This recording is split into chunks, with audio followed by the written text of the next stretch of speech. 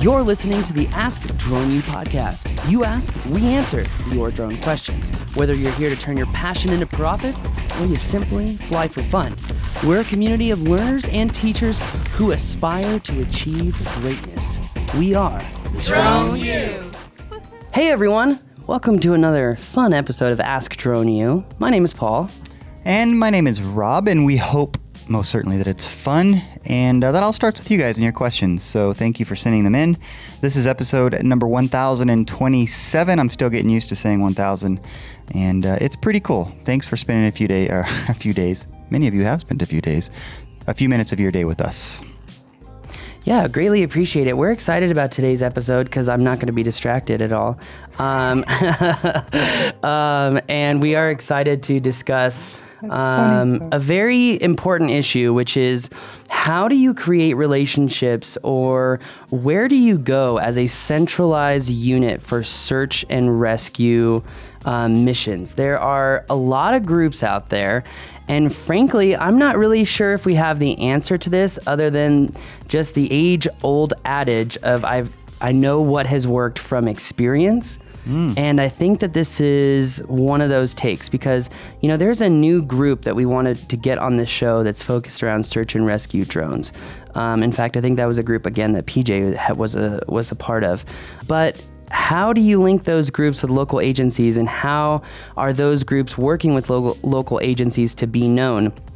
Because there have been other companies. In fact, we had to differentiate ourselves from a particular company during Hurricane Harvey because that particular company had a name that was spelled similar to ours. And they were, saying that they had permission to fly and do things in TFRs, and they didn't.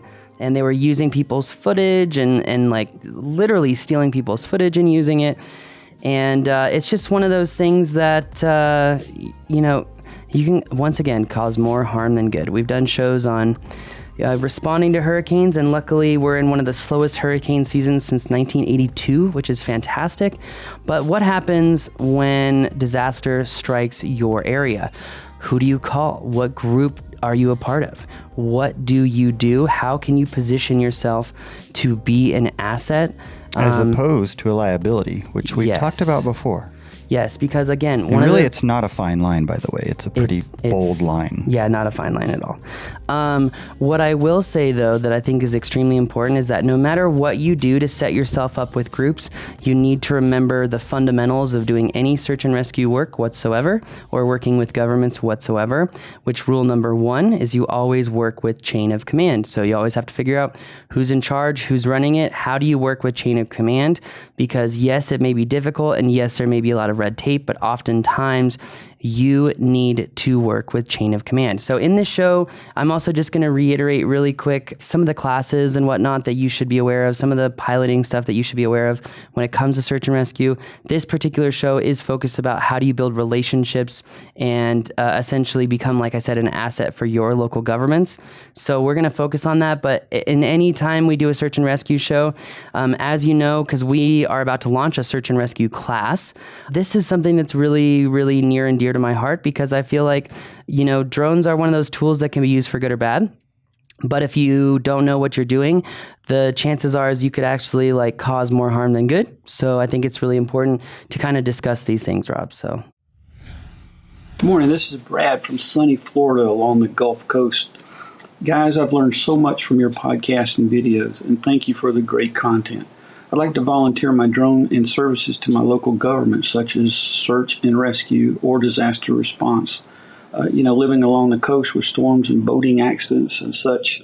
So my question is, how do you find out who, what, and where to contact? I've asked and I have searched the net and can't find anywhere to volunteer. I just hear good ideas, but nothing else. Not sure why, with all the media about the good and the bad of drones, that communities and cities would love to have people volunteer their equipment and services to enhance these services. I'm a Part 107 certified pilot, insured, nearing retirement, and would like to use my extra time servicing, training, or teaching others. Yes, I have taken several of your online courses and it's been very beneficial. Thanks again for what you do and for all the drone pilots around the world. Thank you, Brad. I appreciate the perspective. There's too many people, I think, that go about this in the wrong way, and that is they think they're helping by just going out and seeing, literally people show up on scene and think that they're going to help, right?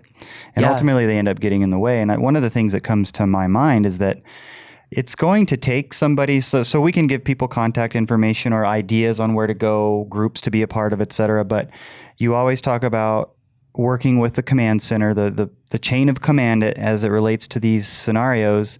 And it's going to take time for these folks to learn to trust you.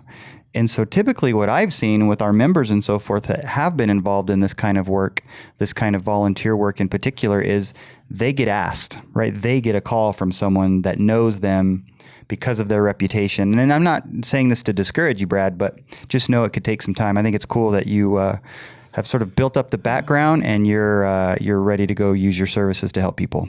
Yeah, first things first, internet marketing tells me that like if he really wants to make relationships, what do you do when you make relationships? You want to show people what you can do, and if you can't show people what you can do, then you have a significant problem.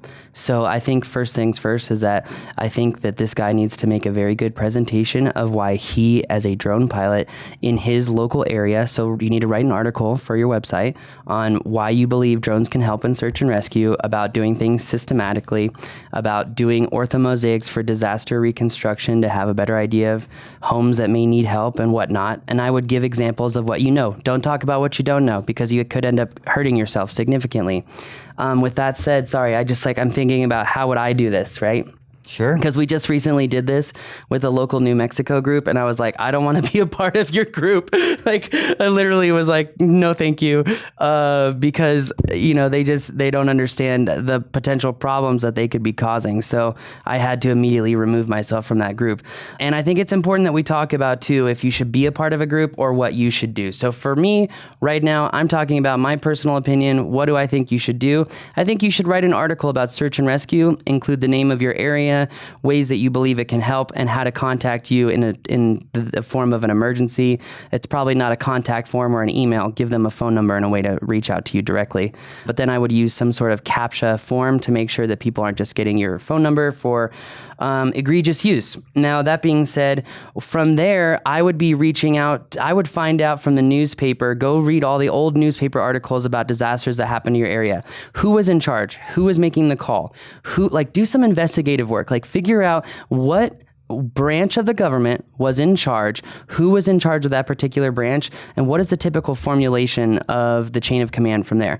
Because for me, I'm sure the local city is going to have the governor or the mayor or the chief of police. And I think it's really important that, you want to write emails to those people and open up the door and say, look, you're really interested in getting to know more and more about who to work with search and rescue. You believe that there's a lot of benefits for using drones when disasters happen, and that you believe you can provide a solution. I think also it may be important in your little article to talk about ways that drones, and this could just be the whole article itself, but ways that drones are used for search and rescue and how it doesn't work. Because that could actually, if you're not coming from a place of knowledge, that could actually be a great topic for you to discuss without looking stupid.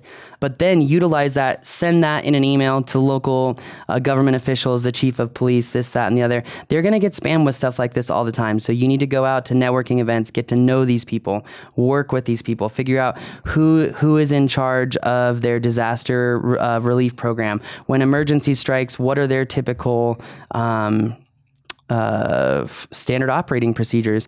Do they have meetings on this every year? I'm sure every government has some sort of committee meeting that's talking about let's go over our emergency procedures again because hurricane season is coming up. I know this happens. Yeah, and if you can be a part of those meetings, I think that that's so crucial. But you need to not be sales focused. You need to be focused on doing the right thing, working with the right people, and being an asset. And if they decide not to use you, then they shouldn't use you.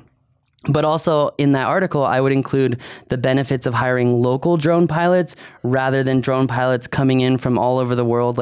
For example, again, during Hurricane Harvey, there were even some of our students that I unfriended from Facebook because they said that they were going to Hurricane Harvey. And it's like, guys, you're killing me. There are hotel rooms, people have nowhere to go. And there are hotel rooms being used by media conglomerates and all their interns and their people that should be used for people who need a place to stay, that live there, that have nowhere to go. Sure. So that type of stuff really gets under my skin because, you know, we all want to help. We all want to be helpful. And, you know, we're making an effort, so we're doing a good job. I had to talk to my wife about this the other day because, like, literally our cat got almost like strangled by a kitty toy.